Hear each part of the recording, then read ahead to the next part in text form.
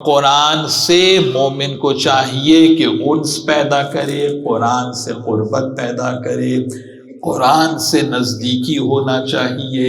قرآن کے مزاج سے قربت ہونا چاہیے، قرآن کے ڈکشن سے قربت ہونا چاہیے کہ طریقہ استدلال قرآن کا کیا ہے۔ آپ کو معلوم ہے کربلا کے دن امام حسین علیہ السلام نے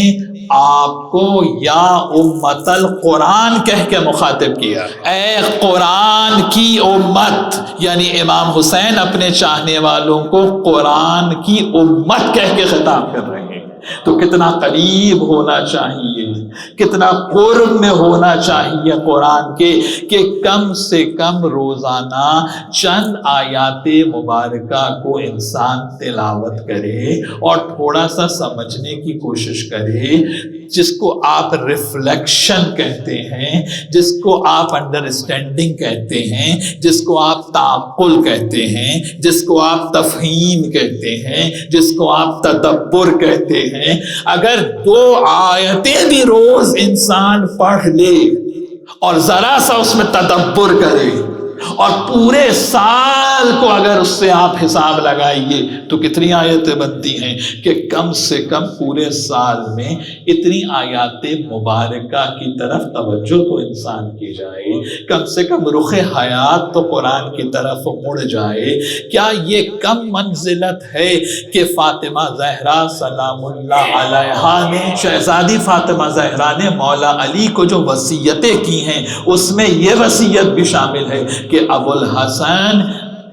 پہلی قبر کی رات مجھے تنہا نہ چھوڑیے گا، میری قبر پہ بیٹھ کے قرآن کی تلاوت کیجئے گا۔ کتنے قریب ہیں آل محمد قرآن سے، کتنا قرب ہے آل محمد کا قرآن سے کہ وہ جو وسیلہ کائنات ہیں، وہ جو توسل کائنات ہیں، وہ جو سبب خلقت کائنات ہے، وہ فاطمہ زہرا وصیت کر رہی ہیں علی کو کہ میری قبر پر قرآن کی تلاوت کیجیے گا۔ یعنی اتنا تو قریب ہے نا آل محمد قرآن سے کہ دنیا میں بھی قرآن کے ساتھ ہیں، وہاں بھی قرآن کے ساتھ ہیں۔ یہی قربت ہے حسین ابن علی کی کہ جسم سے سر جدا ہو جائے مگر نوک نیزہ پہ قرآن کی تلاوت کر رہا۔ یہ قربت ہے قرآن سے آل محمد، کتنا قریب ہے، کتنا قرب میں ہے آل محمد قرآن کے۔